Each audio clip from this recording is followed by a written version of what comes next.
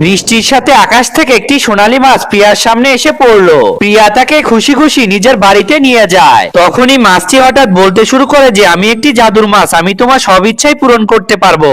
প্রিয়া এটাকে মজা বলে মনে করে এবং তাকে বাড়িতে রেখে নিজের ভাঙা ফাটা সাইকেল নিয়ে কলেজে চলে যায়। এমন সাইকেল দেখেই তো সব ছাত্রছাত্রী মজা করতে থাকে। প্রিয়া বেচারি লজ্জিত হয়ে বাড়িতে ফিরে আসে আর সে মাছটির পাশে বসে কাঁদতে কাঁদতে মাছটিকে বলে, তুমি কি আমাকে একটি ল্যাম্বরগিনি গাড়ি দিতে পারবে? সঙ্গে সঙ্গেই বাড়ির সামনে একটি ঝকঝকে লাল ল্যাম্বরগিনি গাড়ি এসে দাঁড়ায়। তখনই প্রিয়া আবার মাছটিকে বলে, আমি মডার্ন হতে চাই। সাথে সাথে প্রিয়া এক মুহূর্তে পুরোপুরি আধুনিক হয়ে যায়। এটা দেখেই প্রিয়া তো খুবই খুশি হয়ে যায় আর পরের দিন ঝকঝকে ল্যাম্বরগিনি গাড়ি নিয়ে এসে কলেজে চলে যায়। গাড়ি আর প্রিয়াকে দেখেই তো সব ছাত্রছাত্রী সেলফি তুলতে চলে আসে।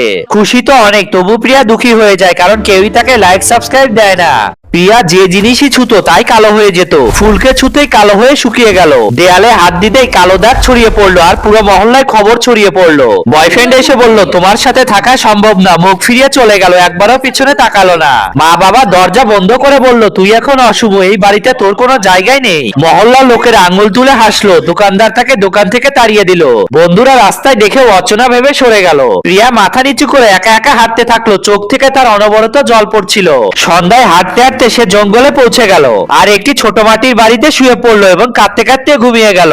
আধরাতে ঘরে এক দেবীর আলো ছড়িয়ে পড়লো। দেবী এসে ঘুমন্ত প্রিয়ার মাথায় হাত রেখে বললেন, তুই অশুভ নস, তুই বিশেষ। তার দুই হাতে সোনার জাদু ভরে দিলেন, তারপরে অদৃশ্য হয়ে গেলেন। সকালে প্রিয়া উঠে মাটিকে ছুলো সোনা, পাথরকে ছুলো সোনা, গাছের ডালকে ছুলো সোনা। প্রিয়া অবাক হয়ে নিজের হাতের দিকে তাকিয়ে রইলো। ভিক্ষার বাটিতে হাত দিতেই সোনার হয়ে গেল। গাড়ির উপরে হাত বুলাতেই পুরো গাড়ি সোনার হয়ে গেল। সেই টাকায় একটি চকচকে ল্যাম্বরগিনি গাড়ি কিনলো।